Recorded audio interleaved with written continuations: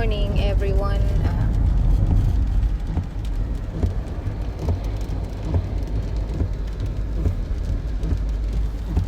Maulan sa Pilipinas.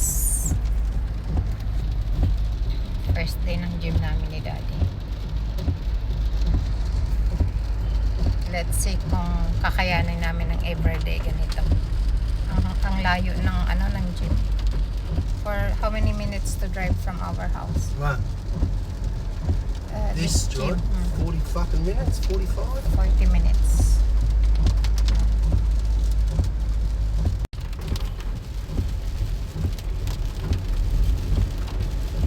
It's raining May. Grabe ang ulan, tinatamad na siya agad. First day of gym. You stop it, Mum. Get this thing off.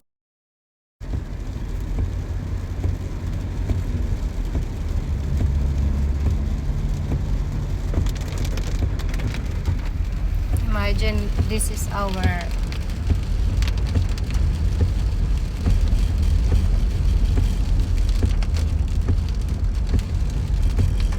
raining every day.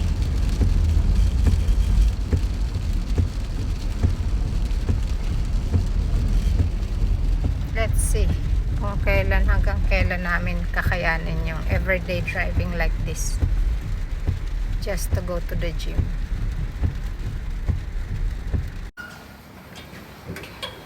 You gotta be able to have breaks. You gotta finish the 30 minutes, yeah? Can you have a break? Like 10 minutes? No. You can't just do it. My goodness, This is the last one. my husband complained about the 30 minutes walk. It's only 2.5. Do it I'm 5. gonna take you out to dinner. Not. I'm okay with that.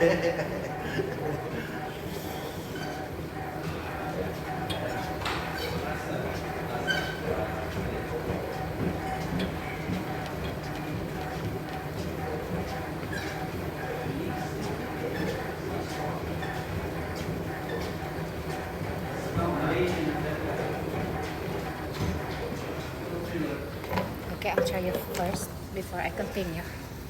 So, my husband there. Bye. Alright. Nakasurvive sa gym. Si Daddy. Ang daming complain habang nag-walking.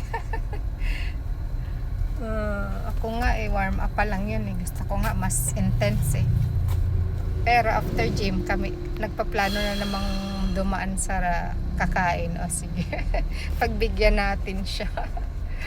Ay naku, paano kaya ito magiging very sexy ang aking asawa.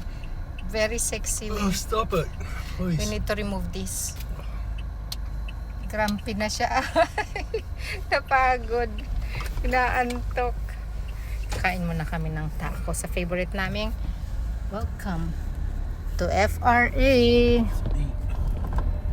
food.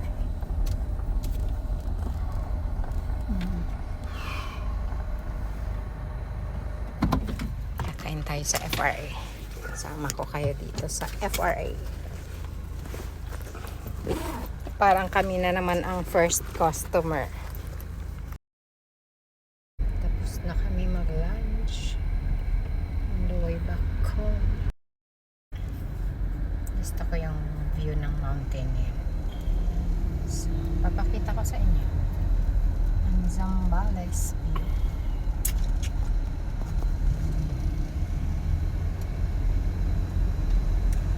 Nahinto na yung ulan. Medyo humid na yung feeling.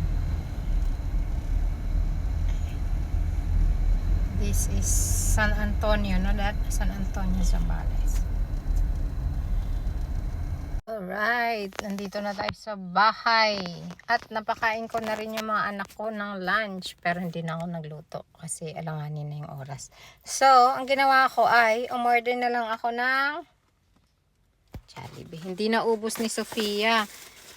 Jolly chicken at Jolly hotdog. Hindi nila naubos yung kanilang mga food. Pero si Vinny, yung kanyang Jolly hotdog inuwi niya. Ayun, bumili na rin ako ng banana. banana. Tatambakan ko sila ng mga fruits, everyday fruits. Yan. Tapos, syempre, yung aking favorite na tofu. Kailangan ko daw mag-tofu everyday. Sabi ng aking dietarian. Niwa-watch na namin yung aming pagkain. Yun. Kung ano yung mga intake namin. Nag-iingat na kaming kumain ng kung ano-ano. Kasi nga, sayang yung aming umpisahang pagiging healthy dapat. Dapat maging healthy tayo. Inside and out. Ayan. So, ang dami kong ubusin kasi, pero bawal nga akong kumain. So, yan. Sa kanila na lang yan. Ay, mag-hello muna tayo sa ating bird. Nilagyan ko sila ng malunggay. Na fresh. Para meron silang, hello! Hello there! Hey, where's your loved one? Asan yung iyong kapar? Wala kang kapartner? Samantalang sila maraming partner. Partner sila dun. Closer look. Iikot ko nga kayo kasi meron pa kaming ibang lovebirds naman. Yan yung buong puno ng malunggay inilagay ko sa kanila. Kinat ko dun. Kamusta naman kayo? Ang dami na ninyo dyan. Ang saya-saya nyo. Ayun sila. Kasi yung iba kasi nangingitlog Kaya nandun sila sa kanilang mga boxes there. Ay, parang pag sinusum siya ayan, doon tayo sa lovebirds. Ito naman ay lovebirds. Ito at saka yung other side there. Ayan. Tabi ng swimming pool. Lovebirds yan. Dito ay lovebirds. Tignan natin. Kung anong masasabi nyo. Magaganda yung color nila. Hello! Where are you? Magtatago. Ayun. Masungit na mga lovebird kam. Susungit sila. Sukin nga kita dyan. Maarte ka talaga Sungit siya. Ayun.